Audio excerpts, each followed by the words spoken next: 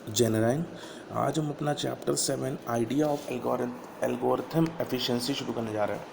पहले समझ लीजिए एल्गोरिथम क्या होता है। एल्गोरिथम आपको छोटे क्लास में पढ़ाया गया होगा कि एल्गोरिथम होता है step by step method for solving a problem. कोई भी पर्टिकुलर प्रोग्राम को अगर हम स्टेप बाय स्टेप लिखें तो उसको हम कहते हैं एल्गोरिथम।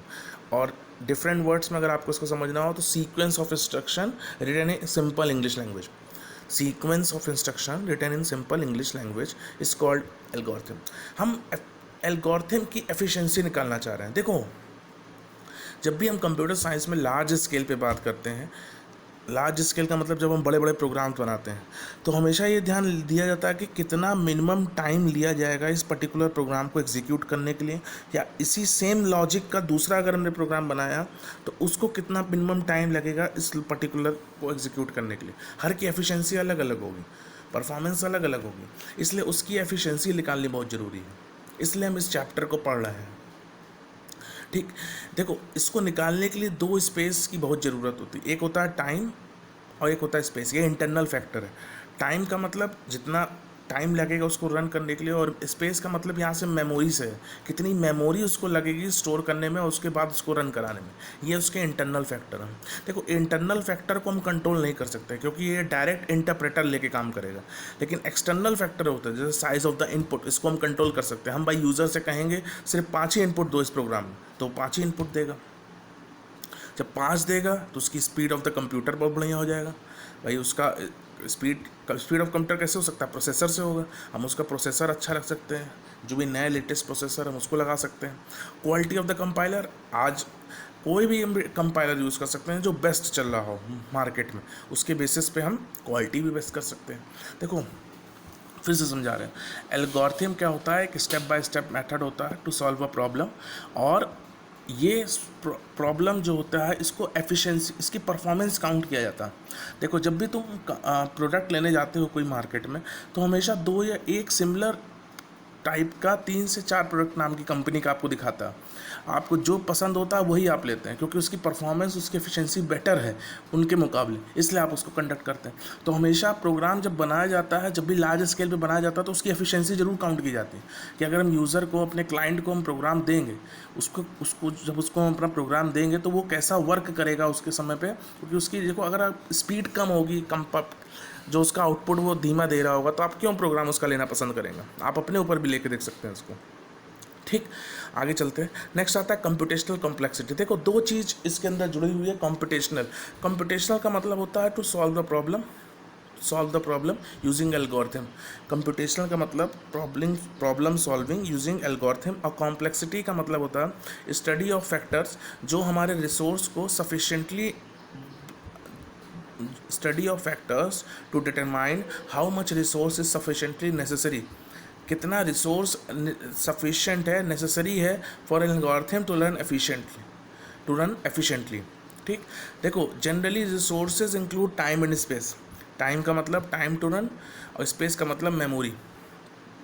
ठीक, नेक्स्ट आता है बिग ओ नोटेशन। देखो, बिग ओ नोटेशन का मतलब होता है it is use to measure the time and space of an complexity of our code. यही हमको सीखना है कि हमें हमेशा अपना बिग ओ नोटेशन निकालना है कि टाइम और स्पेस हमारा क्या है उस पर्टिकुलर कॉम्प्लेक्सिटी का। इसको ध्यान रख के करना। अभी हम इसको नीचे न्यूमेरिकल सॉल्व भी कराए हैं तो उसमें आपको समझ में आ जाएगा कि क्या हम आगे ऊपर समझा रहे हैं। नेक्स्ट आता है डोमिनेंट टर्म। देखो, डोमिनेंट टर्म मतलब सबसे बड़ा टर्म, जो उस पर्टिकुलर एक्सप्रेशन में सबसे बड़ा टर्म होगा उसको हम कहते हैं डोमिनेंट टर्म। देखो, यहाँ पे एक एग्जांपल दिया हुआ है an² + bn + c। ठीक, कांस्टेंट है a b c। यहाँ पे हमेशा देखो, जो भी कांस्टेंट होगा वो इसी तरीके से लिखा होगा। अब तुम्हारे नंबर ऑफ एक्सप्रेशन के साथ यहाँ पे n क्या है? नंबर ऑफ टर्म्स जो हो रहे हैं वो कितना, जो नंबर ऑफ पैरामीटर है, जो नंबर ऑफ इनपुट्स जा रहा है वो क्या आ रहा है, तो वो n है। ए बी सी यहाँ पे टाइम ले रहा है जो कि हमारा कांस्टेंट है। हमेशा बिग ओ नोटेशन के लिए हम कांस्टेंट को हटा देते हैं, और कांस्टेंट को हटाने के बाद जो डोमिनेंट टर्म होता है उसको लेते हैं। तो डोमिनेंट टर्म n² + n + 1 है। तो यहाँ पे डोमिनेंट टर्म क्या है? n²। याद रखिएगा, इसको ऐड नहीं करना आपको, जो जैसा है वो वैसा ही रहेगा, सिर्फ आपको वहाँ से डोमिनेंट टर्म निकाल देना है। तो जो भी डोमिनेंट टर्म है वो आंसर है। तो A N square plus B N plus C है, तो डोमिनेंट टर्म और क्या है यहाँ पे एन स्क्वायर है, तो वो नोटेशन क्या हो जाएगा ओ एन स्क्वायर। ये ध्यान रखिएगा, अगर एन स्क्वायर छोटे में लिखा हुआ है तो एन स्क्वायर छोटे में ही आउटपुट आएगा, बड़े में लिखा हुआ है तो बड़े में आउटपुट आएगा, इसको चेंज मत करिएगा। O n square answer. देखिए कुछ की कॉम्प्लेक्सिटी हमने निकाली हुई है। देखिए सबसे पहला लूप है, देखो लूप हमने एक सिंपल लूप लगाया हुआ for I in range N, और रेंज एन के अंदर एक एक्सप्रेशन लिखा हुआ है m is equal to M plus two. देखो इस लूप को सॉल्व करने के लिए जो भी है, एक लूप को सॉल्व करने के लिए कांस्टेंट टाइम टी लगेगा, ठीक, एक कांस्टेंट टाइम टी लगेगा, और लूप कितने बार एग्जीक्यूट होगा एन टाइम। एंड क्या है, number of terms, number of values जो यूज़र इनपुट करेगा, तो इसका जो आउटपुट हो जाएगा वो टी इंटू एन हो जाएगा, टी एन हो जाएगा। तो कांस्टेंट हमेशा नेगलेक्ट करके हमको डोमिनेंट टर्म लेना है, तो डोमिनेंट टर्म क्या हो जाएगा, एन हो जाएगा, ओ एन। बहुत ध्यान से समझिएगा, बहुत इंपॉर्टेंट टॉपिक है क्योंकि इस पर न्यूमेरिकल जम के पूछा जाता है। लूप ये जितने भी अभी हम बताएंगे इसको बहुत ध्यान रखिए, क्योंकि आगे जो न्यूमेरिकल आएंगे उसको आपको सॉल्व करने में बहुत आसानी मिलेगी। For I in range N, देखो all the steps in loop will take constant time. भाई M is equal to M plus two, time कितना लेगा, कुछ एक टाइम लेगा, टी टाइम लेगा। M is equal to M plus two, T time लेगा, कितने नंबर ऑफ टाइम लेगा, एन टाइम्स लेगा, तो T into N is equal to T N. Constant आपको निगलेक्ट कर देना है, तो आपका आंसर आ जाएगा ओ एन। होप करता हूँ ये वाला समझ में आया होगा। नेक्स्टेड लूप देखिए, सपोज ये दो लूप लिखा हुआ for I in range n, for J in range N, M is equal to M plus two. देखिए पहला वाला जो लूप है, जो आउटर लूप है आई वाला, वो एन टाइम्स एग्जीक्यूट करेगा। दूसरा वाला जे वाला लूप है, जे वाला लूप है वो भी एन टाइम्स एग्जीक्यूट करेगा, वो भी एन टाइम्स एग्जीक्यूट करेगा। किसको, एम प्लस टू को। तो एम प्लस टू कितना टाइम लेगा, टी टाइम लेगा। तो टी एन, ये तो आपको पता ही है, suppose for J in range N M is equal to M plus two. इसका ऊपर मैंने ये देखिए दिखाया भी, एक सिंगल लूप लगा हुआ है, उसके अंदर अगर कोई एक्सप्रेशन लिखा है तो उसका आउटपुट टी एन, तो वही मैंने यहाँ पे डायरेक्ट लिखा टी एन। देखिए टी एन, और ऊपर वाला कितना लेगा, एन लेगा, तो T n into n, T n square. तो आंसर क्या आ जाएगा, बिग ओ नोटेशन में क्या आंसर आ जाएगा, एन स्क्वायर हो जाएगा, ठीक। नेक्स्ट आता है कंसेक्यूटिव स्टेटमेंट। देखो अगर कंसेक्यूटिव स्टेटमेंट्स लिखे हुए हैं तब, सपोज कोई एक्सप्रेशन है X is equal to X plus one, वो एक कॉन्स्टेंट टाइम ले रहा है ए, for I in range N. अब यहाँ से देखिए शुरू हो गया, for I in range N M is equal to M plus two. अब एम प्लस टू आपको बता दिया आपने, M is equal to M plus two कितना टाइम लेगा, टी टाइम लेगा, कितने नंबर ऑफ स्टेप्स काउंट हो गए, एन, तो टी एन हो जाएगा। For I in range N और for J in range N, ये भी टाइम लेगा, क्योंकि ऊपर देखिए हमने लगाया हुआ नेस्टेड लूप में, देखिए टी एन स्क्वायर। तो आप इसको या तो सॉल्व करके भी लिख सकते हैं या तो डायरेक्ट लिख सकते हैं, हम यहाँ पे डायरेक्ट लिख रहे हैं। तो कांस्टेंट टाइम यहाँ पे क्या ले रहा, बी एन स्क्वायर ले रहा। तो आपने पहले लिखा a time plus T n plus B n square. हमेशा डोमिनेंट टर्म लेना, तो आंसर क्या हो जाएगा हमारा, ओ एन स्क्वायर हो जाएगा, ठीक। नेक्स्ट चलते हैं आगे, इफ़ देन एल्स अगर लगा हुआ है लूप में, इफ़ देन एल्स। चलिए, इफ़ लेन ब्रैकेट में x not equal to len y, एक कांस्टेंट टाइम लेगा ए, रिटर्न फॉल्स, एक कांस्टेंट टाइम लेगा बी। एल्स, एल्स अगर वो देखो यहाँ पे एल्स में हमने क्यों टाइम नहीं लगाया, क्योंकि अगर वो इफ़ की कंडीशन एग्जीक्यूट करेगा तो एल्स का टाइम तो लेगा नहीं, और अगर वो इफ़ का टाइम नहीं लेगा तो वो डायरेक्ट एल्स ले लेगा, तो दोनों में से एक ही टाइम लेगा, इसलिए हमने उसको एक ही टाइम माना है। For I in range N, if X I जो लिस्ट है not equal to Y list, return false, तो एक टाइम लेगा एन बाई एग्जीक्यूट करने के लिए सी प्लस डी को। इफ़ सी, एक टाइम लेगा कांस्टेंट टाइम सी, इफ़ वाला लूप, और रिटर्न फॉल्स ये डी, तो c plus D into n. भाई इफ़ का लूप टी टाइम लेगा, कितने बार लेगा, एन टाइम्स लेगा, क्योंकि फॉर के अंदर वो लूप दिया हुआ तो एन टाइम्स लेगा। और if x is not equal to y, तो ये भी सी टाइम लेगा, रिटर्न फॉल्स ये डी टाइम लेगा, तो सी प्लस डी हो जाएगा, एन टाइम्स रिपीट कर रहा, तो A plus B plus C plus D into N. तो बिग ओ नोटेशन क्या हो जाएगा हमारा, एन, जो भी डोमिनेंट टर्म होगा वही आंसर आएगा। नेक्स्ट आगे चलते हैं, जो हमारा पांचवा लास्ट है इसमें, logarithm complexity. Logarithm complexity means that algorithm performance time has logarithm factor, that is an algorithm is O log base n if it takes a constant time to cut the problem size by fraction। देखो logarithm complexity जब use करना, जब हमें अपने constant time को half से divide कर देना, तब हमको लॉगरिथम कॉम्प्लेक्सिटी वहाँ पे लगाना। अगर कोई प्रोग्राम हमारा हाफ से डिवाइड हो जा रहा है तब सॉल्व हो रहा है, जैसे कोई लिस्ट है, लिस्ट को हमने दो पार्ट में डिवाइड कर दिया, हाफ इधर सॉल्व हो रही, हाफ उधर सॉल्व हो रही, फिर उस हाफ को भी दो पार्ट में डिवाइड कर दिया, हाफ उधर सॉल्व हो रही, हाफ इधर सॉल्व हो रही, उस उसको हम बोलते हैं लॉगरिथम कॉम्प्लेक्सिटी। बेस्ट एग्जांपल आपके पास बाइनरी सर्च का है, जो भी हमने पढ़ाया भी था रिसेंटली। बाइनरी सर्च में आपने देखा ही होगा कि हाफ पार्ट की लिस्ट डिवाइड होकर सॉर्ट होके फिर वो आउटपुट देता है। तो जो उसका बेस्ट आंसर होगा वो आपको लॉगरिथम कॉम्प्लेक्सिटी होगा। लॉग एन जो उसका आंसर होता है, हमने वहाँ पे बताया भी था कि लॉग एन जो होता है वो लॉगरिथम कॉम्प्लेक्सिटी होता है। नेक्स्ट आगे चलते हैं, इसके अंदर 3 केस आते हैं, वर्स्ट केस आता है, बेस्ट केस आता है और एवरेज केस आता है। देखो वर्स्ट केस का मतलब, अगर एग्जाम्पल लेते हैं, एग्जाम्पल में हमने लिया, सपोज हम कोई नंबर सर्च कर रहे हैं, वो नंबर लास्ट में स्टोर है, सपोज नंबर है 0 1 2 3 4 5 6 7 8 9, ये नंबर हमारी लिस्ट में स्टोर है। यूज़र ने इनपुट किया 9, बाइनरी सर्च से कर रहे हैं, यूज़र ने इनपुट किया 9 कहाँ पे स्टोर है, एकदम लास्ट में स्टोर है, तो पहले वो मिड से डिवाइड करेगा, फिर वो एक, तो ये हमारा वर्स्ट केस है, जहाँ maximum number of steps taken to be calculate size n, तो भी वैल्यू निकालने के लिए, अगर हमको कोई वैल्यू निकालनी है और मैक्सिमम नंबर ऑफ स्टेप्स लग रहे हैं, तो उसको हम बोलते हैं वर्स्ट केस। बेस्ट केस क्या होता है, मिनिमम नंबर ऑफ स्टेप, भाई उसने 4 मांगा, उसने इनपुट किया 4, हमारे नंबर स्टोर है 0 1 2 3 4 5 6 7 8 9, हाफ से डिवाइड होगा 4 आउटपुट आ जाएगा। ये बेस्ट केस है, मिनिमम नंबर ऑफ स्टेप जब टेकन लगता है किसी भी वैल्यू को फाइंड आउट करने के लिए, तो वो बेस्ट केस है। एवरेज केस जिसमें average number of steps taken करते हैं, जिसमें हम किसी भी वैल्यू को फाइंड आउट करते हैं, तो उसको हम बोलते हैं एवरेज केस। यहाँ पे हमने एक ग्राफ शो किया हुआ, देखो इनपुट साइज सेम है, तीनों का ही इनपुट साइज सेम है, लेकिन वर्स्ट केस में टाइम ज़्यादा लग रहा है, एवरेज केस में उससे कम लग रहा है, बेस्ट केस में सबसे कम लग रहा है। देखा होगा आपने, इनपुट साइज़ बिल्कुल सेम है, देखिए इनपुट साइज़ बिल्कुल सेम है। जो वर्स्ट केस में टाइम ज़्यादा लग रहा है, क्यों टाइम ज़्यादा लग रहा है, क्योंकि वहाँ मैक्सिमम नंबर ऑफ स्टेप्स ले रहे हैं, एवरेज में एवरेज नंबर ऑफ स्टेप्स ले रहे हैं, बेस्ट में best minimum number of steps ले रहे हैं to calculate the best case. ठीक, हमेशा ध्यान रखिए, एवरेज केस बहुत कम पूछा जाता है, बेस्ट केस हमेशा पूछा जाता है, वर्स्ट केस भी बहुत लिमिट में पूछा जाता है। तो हम आपको तीनों चीज़ बता देंगे, हर प्रोग्राम का आपको निकालना आना चाहिए। ठीक, चलिए ये एग्जांपल अभी हमने बताया कि एक बाइनरी सर्च में नंबर से स्टोर है 1 2 3 4 5 6 7 8 9, तो उसका बेस्ट केस क्या होगा, अगर सर्चिंग 5 करेगा, अगर वो सर्च करेगा 5, तो उसका वो बेस्ट केस है, भाई पहले वाले में आउटपुट देगा। एवरेज केस क्या होगा, या 3 4 होगा इधर में, या 6 7 होगा उधर में, तो वो उसका एवरेज केस होगा। वर्स्ट केस कब होगा, जब 1 या 9 फाइंड आउट करना होगा, तो ये उसका वर्स्ट केस हो जाएगा। देखो अब हम एक प्रोग्राम बनाते हैं, इसकी हमको कॉम्प्लेक्सिटी निकालनी है। देखो हर प्रोग्राम का ऐसे ही तुमसे कॉम्प्लेक्सिटी पूछा जाता है, बहुत कम रेयर केस होता है जिसमें तुमको इस प्रोग्राम का बेस्ट केस, वर्स्ट केस और एवरेज केस बताया जाएगा। ठीक, प्रोग्राम की जो फिक्स होती हैं, जैसे बाइनरी सर्च का होता है, लीनियर सर्च का होता है, और बहुत सारे ऐसे प्रोग्राम्स हैं जिनकी वैल्यू फिक्स होती हैं, लेकिन कुछ के प्रोग्राम्स की जैसे तुमको निकालनी होती हैं कि कॉम्प्लेक्सिटी क्या है। क्वेश्चंस यही रहते हैं, 90% क्वेश्चंस इसी पूछे जाते हैं कि कॉम्प्लेक्सिटी कैसे निकाली जाती है, तो आपको कॉम्प्लेक्सिटी निकालनी आनी चाहिए। देखिए हमने करके दिखाया, सपोज़ एक लीनियर सर्च का हमने प्रोग्राम बनाया हुआ, लीनियर सर्च के प्रोग्राम में देखिए हमने प्रोग्राम बना दिया, अब हमने इसको कॉम्प्लेक्सिटी, बेसिक हम कॉम्प्लेक्सिटी निकालना आपको सिखा रहे हैं।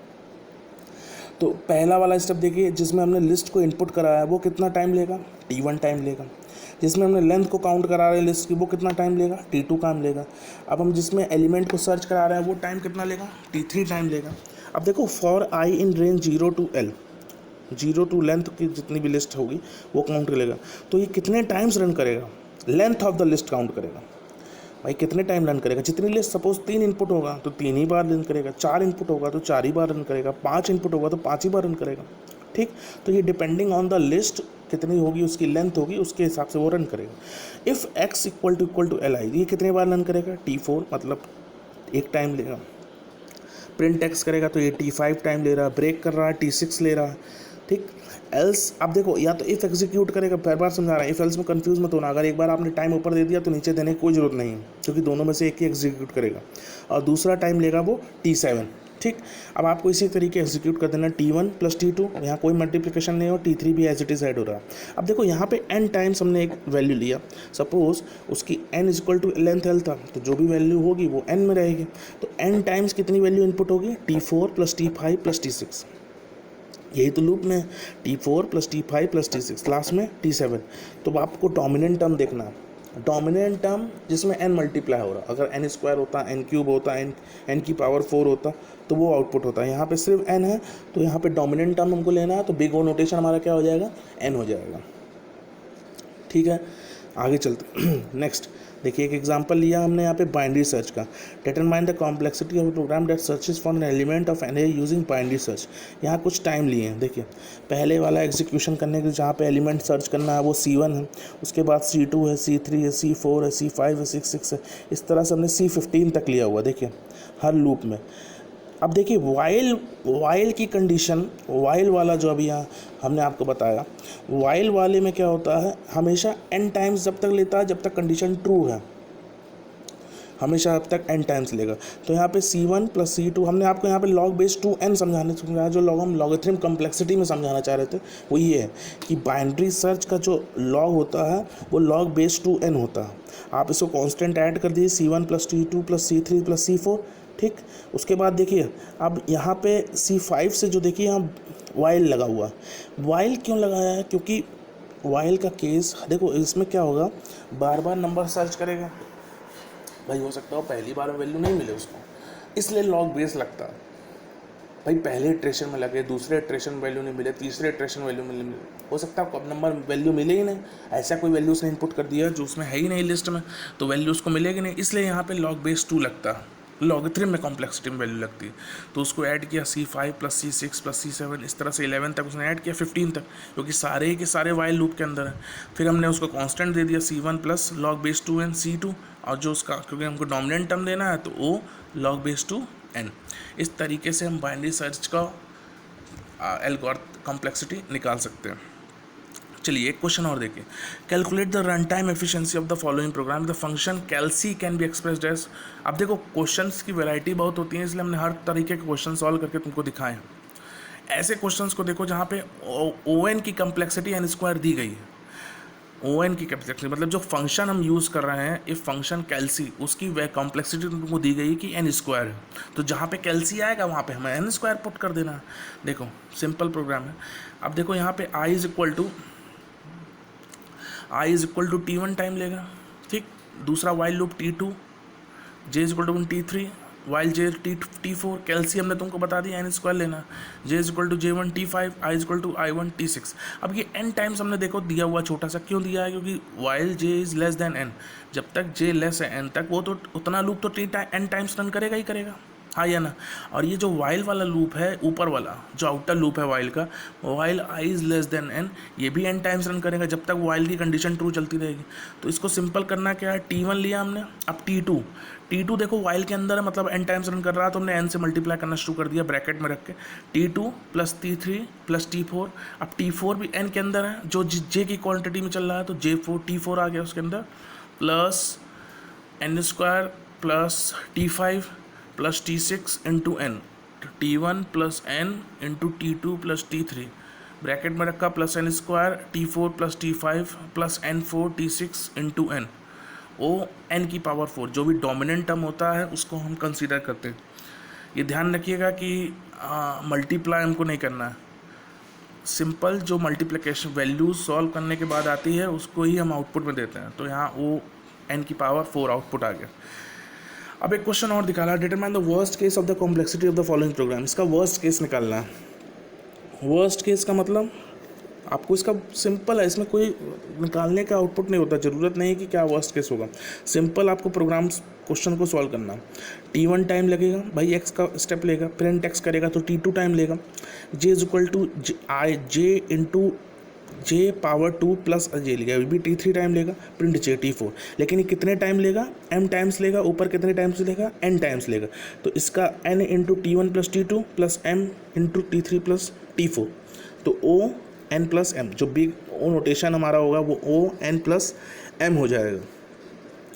नेक्स्ट करते हैं, calculate the run time efficiency of the following programme. देखो एक प्रोग्राम हमने और बनाया जिसका रन टाइम हमको एफिशिएंसी आपको दिख रहा होगा, T1 टाइम है, फिर T2 टाइम है, फिर T3 टाइम है, T4 टाइम है। ये अब हमको लगता है सॉल्व करने में आपको आसानी होगी, कैसे आपको टाइम अलॉट करना। सिंपल, पहले आपको टाइम अलॉट कर देना। देखो स्टेप बाय स्टेप समझो, पहले आपको उस पर्टिकुलर स्टेप को आपको एक टाइम दे देना, T1 है, T2 है, T3, T4, जो भी कॉन्स्टेंट टाइम आप दे रहे हैं, और उसके बाद उसके लूप की जो भी वैल्यू है, जैसे n टाइम्स है तो n टाइम्स, v टाइम्स है तो b टाइम्स, p टाइम्स है तो p टाइम्स, k टाइम्स है तो k टाइम्स, वो कितनी बार रन करेगा, इससे आपको आसानी होगी। पहले इस तरीके से आपको बना लेना न्यूमेरिकल में, ठीक, उसके बाद अब आपको एक्सप्रेशन लिखना है T1 प्लस T2। अब देखो T2 के बाद T3 जो है वो वाइल लूप के अंदर है, बड़े वाले वाइल लूप के अंदर है, तो n से स्टार्ट होगा तो n से मल्टीप्लिकेशन होगा।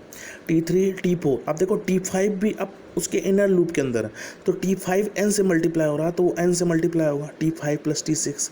अब देखो T7 दूसरे वाइल लूप के अंदर है, छोटे वाले वाइल लूप के अंदर, T7 T8 T9 छोटे वाले वाइल लूप के अंदर, प्लस T10 बाहर आ जाता है, T11 लास्ट में आता है। ठीक, अब इसको सॉल्व करोगे तो ओ एन का क्यूब, ये बिग ओ नोटेशन जो एफिशिएंसी होगी वो प्रोग्राम की होगी। इसको सॉल्व करना आना बहुत ज़रूरी है। छोटे छोटे क्वेश्चंस हैं, मल्टीप्लाई करने आने चाहिए। नहीं आएगा तो आप हमसे ज़रूर बताइएगा, मैं आपको सॉल्व करके भी दिखाऊंगा स्टेप बाय स्टेप। चलिए एक प्रोग्राम और देखिए, हमने दिया गिवन टू लिस्ट ए और बी, दो लिस्ट है एक अप्रोप्रिएट साइज़ की, इसकी हमको कॉम्प्लेक्सिटी निकालनी है। तो for I in range n, for k in range P, दो हमने लूप लिए हैं, एक आउटर लूप लिया एक इनर लूप लिया। x इज इक्वल टू 0 है। फॉर j इन रेंज एक लूप और लिया है जो m टाइम्स रन कर रहा है, और x plus is equal to a list i into b list k, ये 2 टाइम्स ले रहा है। एक x is equal to 0 time लेगा भाई, एक x इज इक्वल टू 0 है वो टाइम लेगा T1, और एक लेगा x जो ऐड कर रहा है लिस्ट, दोनों लिस्ट मल्टीप्लाई कर रहा है वो टाइम लेगा T2। कितने टाइम लेगा वो T2? m टाइम्स लेगा। T1 कितना टाइम्स लेगा? p टाइम्स लेगा। और पूरा लूप कितने टाइम चलेगा? n टाइम चलेगा। देखो वही लिखा हुआ n इंटू पी, ब्रैकेट में p into T1 plus m into T2। इसको सॉल्व कर लीजिए, जो भी बड़ा आएगा वो बिग ओ नोटेशन रहेगा, जिसमें n into m into P, ये हमारा आउटपुट हो जाएगा, ये हमारा आंसर हो जाएगा। एक और क्वेश्चन लेते हैं, given a list of appropriate size, what is the complexity of the following code in terms of n। Suppose ये प्रोग्राम है हमारा, m इज इक्वल टू ए, ये एक टाइम ले रहा है T1। हमेशा कांस्टेंट को हमको नेग्लेक्ट कर देना, बिल्कुल ध्यान रखिएगा। For i in range n, अब देखो इसमें हमने n और m नहीं लगाया, अब हमको समझ में आ गया होगा कि आप कितना कांस्टेंट, कितनी बार वो लूप चलेगा, n टाइम्स लूप चलेगा जो भी टाइम होगा। तो T2 लिया, ये T3 लिया, फिर k इज इक्वल टू 0। देखो अभी तक हम जो चल रहे थे वो नेस्टेड लूप चल रहा था, ये दोनों अलग अलग लूप्स हैं। For i in range n, ये T5 टाइम उसके बाद लेगा, k is equal to k+1, T6 time लेगा। अब इसको ऐड करना है तो T1 किया, T2 प्लस T3 दोनों n के अंदर रहेंगे क्योंकि i का लूप चल रहा है, फिर K4 T4 अलग रहेगा। ठीक, फॉर दूसरा लूप देखो, इफ़ वाला दूसरा स्टेटमेंट जो if ai equal to n है वो T5 लेगा, लेकिन दोनों n टाइम चलेंगे तो T5 plus T6 n time. जो भी इसमें बड़ा टर्म आपको दिखेगा, जो डोमिनेंट टर्म होगा वो आंसर होगा, तो डोमिनेंट टर्म हमारा यहाँ पे n है तो n आंसर हो जाएगा। आगे चलते हैं, अब देखिए find the time and complexity of insertion short. यहाँ पे इंसर्शन शॉर्ट पे अब हमने यहाँ पे कोई भी टाइम नहीं लिया। क्यों नहीं लिया? क्योंकि यहाँ पे सॉर्टिंग कर रहा है वो, और सॉर्टिंग जब भी होती है जब हम आगे से चलते हैं 1 + 2 + 3, ये हमेशा पीछे तक चेक करेगा इंसर्शन शॉर्ट। तो इस तरीके से क्योंकि 2 बार कर रहा है तो इसलिए 2 × 1 + 2 + 3 n-2 + n-1। इसको जब सॉल्व करेंगे तो 2 × n-1 n-1 + 1 divided by 2 n × n-1 n² + n, तो जो हमारा डोमिनेंट टर्म है वो क्या है? n²। तो ये इंसर्शन शॉर्ट का बेस्ट केस है n²। तो इस तरीके से आप कॉम्प्लेक्सिटी निकालते हैं। होप करता हूँ समझ में आया होगा। जहाँ नहीं समझ में आएगा वहाँ ज़रूर पूछिएगा और हम बताएंगे उस चीज़ को। जो भी प्रॉब्लम होगी ज़रूर पूछिएगा। आज के लिए इतना ही, थैंक यू।